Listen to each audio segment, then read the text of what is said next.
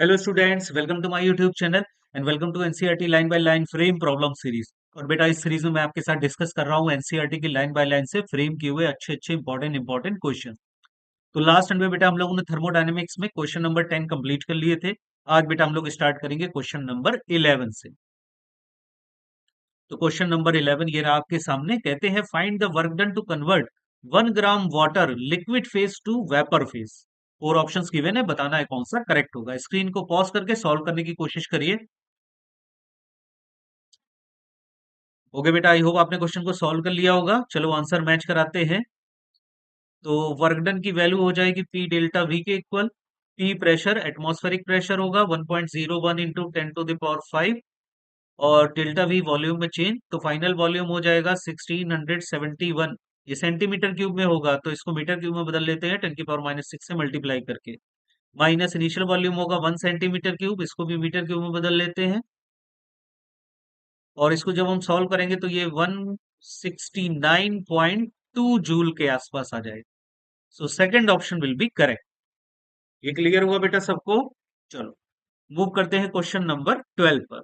इसमें एक PV diagram दे रखा है, पूछ रहे हैं find the work done in the given diagram. बताओ भाई, कौन सा ऑप्शन सही होगा?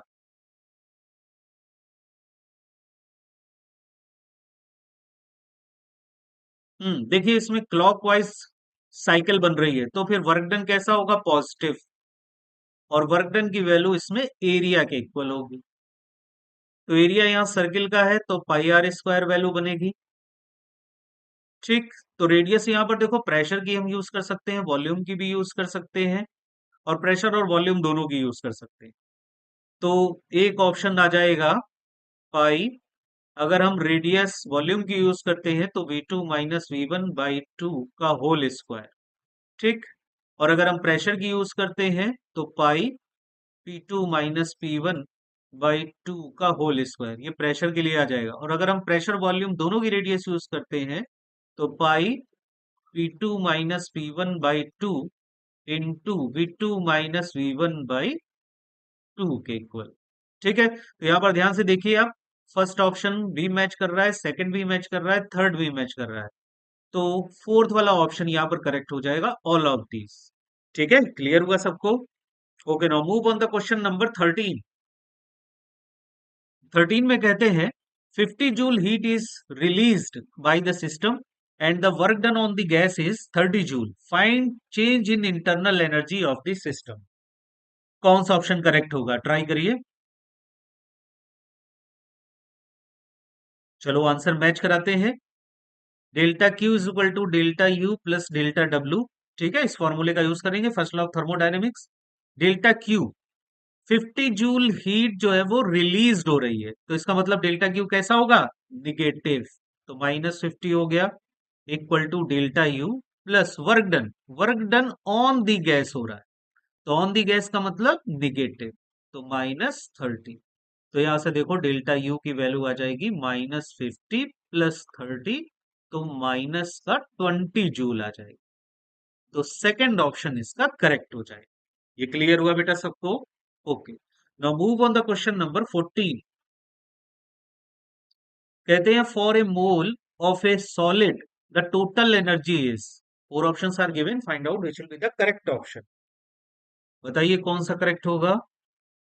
1 मोल सॉलिड की टोटल एनर्जी कितनी होगी?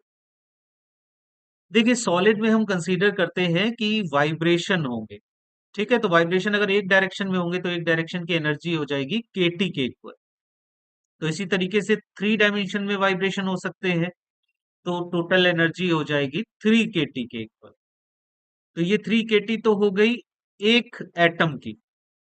एवोगैड्रो के इक्वल नंबर ऑफ एटम्स होंगे 1 मोल में, तो Na से और मल्टीप्लाई कर देंगे, तो ये बन जाएगा 3 kT Na। अब इसमें K इंटू Na को हम R के इक्वल लिख सकते हैं, तो यही वैल्यू 3RT के इक्वल हो जाएगी। तो इसमें ऑप्शन थर्ड करेक्ट हो जाएगा। क्लियर हुआ सबको? Okay, now move on the question number 15। पूछ रहे हैं एक्सटेंसिव वेरिएबल्स इज आर। कौन कौन से हैं? चार ऑप्शन दे रखे हैं, बताना है कौन सा करेक्ट होगा। ट्राई करिए।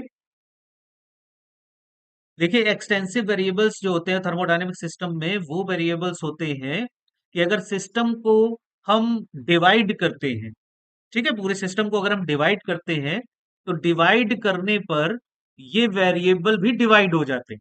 तो इस टाइप के वेरिएबल एक्सटेंसिव वेरिएबल कहलाते हैं।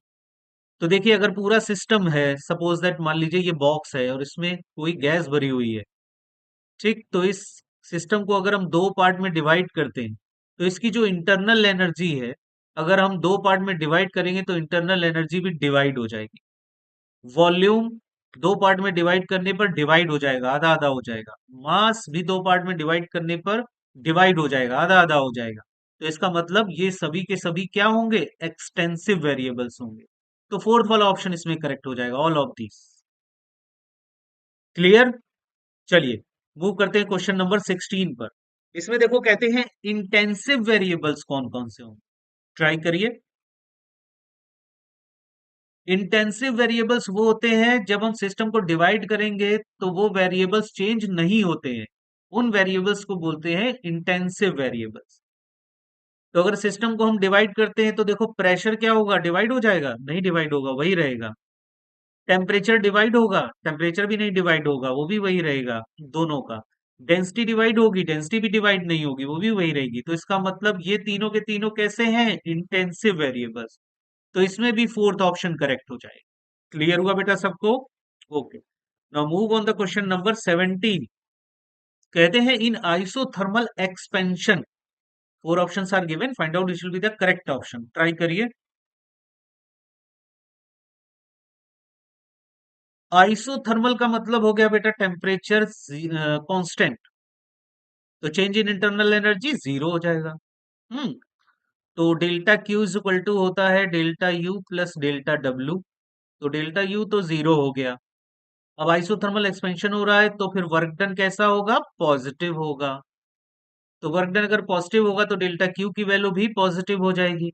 तो अगर डेल्टा क्यू भी पॉजिटिव है मतलब एनर्जी क्या होगी, एब्सॉर्ब होगी। तो हीट एब्सॉर्ब, फर्स्ट वाला ऑप्शन इसका करेक्ट होगा। समझ आया बेटा? चलिए मूव करते हैं क्वेश्चन नंबर 18 पर।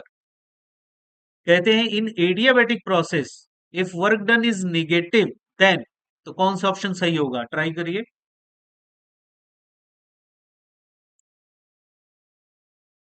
एडियाबैटिक प्रोसेस का मतलब हुआ delta Q is equal to zero. तो delta Q is equal to delta U plus delta W होता है, तो ये तो जीरो ही हो गया। और वर्क डन कह रहे हैं निगेटिव है, तो फिर डेल्टा यू की वैल्यू कैसी हो जाएगी, पॉजिटिव। और डेल्टा यू अगर पॉजिटिव है तो यू फाइनल ग्रेटर देन होगा यू इनिशियल से। तो फर्स्ट वाला ऑप्शन इसका करेक्ट हो जाएगा। ठीक है, फर्स्ट वाला ऑप्शन इसमें करेक्ट हो जाएगा। समझ आया बेटा सबको?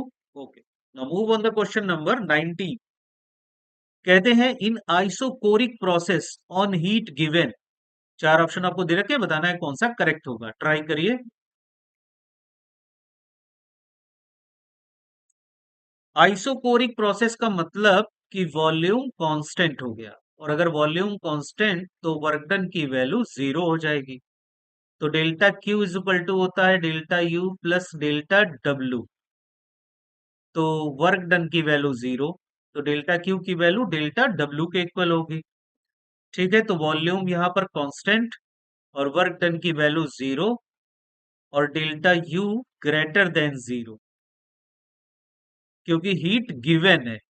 तो हीट गिवन का मतलब डेल्टा क्यू पॉजिटिव हुआ तो फिर डेल्टा यू भी पॉजिटिव होगा। तो इसका मतलब यहाँ पर ये तीनों ऑप्शन करेक्ट है।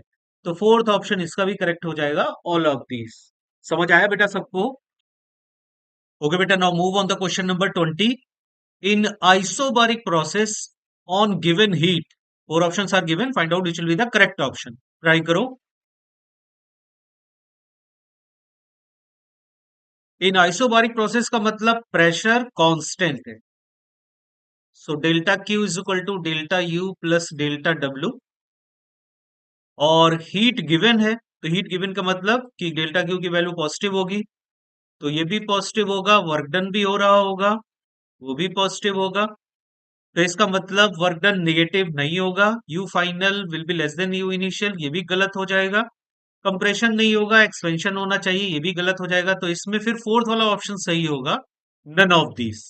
ओके बेटा, तो बेटा ये था हम लोग का आज का सेशन। आई होप आपको बहुत पसंद आया होगा। तो पसंद आया हो तो लाइक और सब्सक्राइब जरूर कर दीजिएगा। तो बेटा मिलते हैं अब हम लोग नेक्स्ट सेशन पर। तब तक के लिए बेस्ट ऑफ लक।